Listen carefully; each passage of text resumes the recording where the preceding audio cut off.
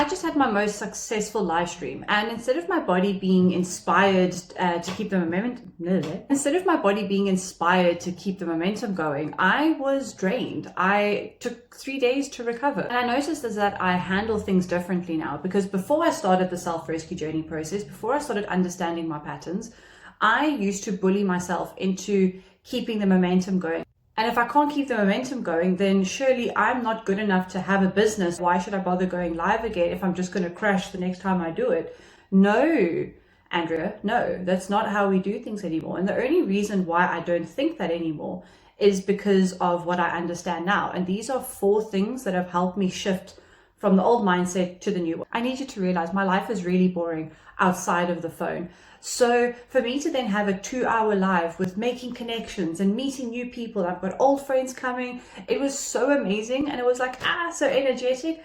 I only have so much capacity. So it's almost like, okay, my body was like, cool, she can have this, but we're going to be stealing energy from the future. So it's like a future debt.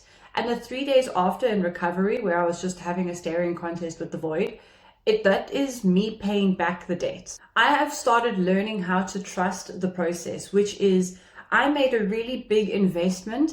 It's okay for me to take a step back for a few days. I trust that the investment that I made in those people's lives, in my work, is busy baking. It's busy formulating. And I can just trust and go, okay, I don't need to touch it. I'm allowed to trust that the work that I did was enough. I am enough. Number 3 is whatever you want to call it: equilibrium, balance, homeostasis, baseline. So we, in our minds, we're like, okay, I did the live, so I can do this, I can do this, I can do this afterwards. Now we are sort of at the mercy of our central nervous systems, of our bodies. Just to understand, it's like a tide. You have the tides that go up and the tides that go down. So once I learned to sort of rest and understand that pattern, it makes my life so much easier now. Instead of getting 3 days of a mild burnout, I used to push myself to have a crash out and then get sick for a week or 2, and then have a week or 2 to recover from being sick.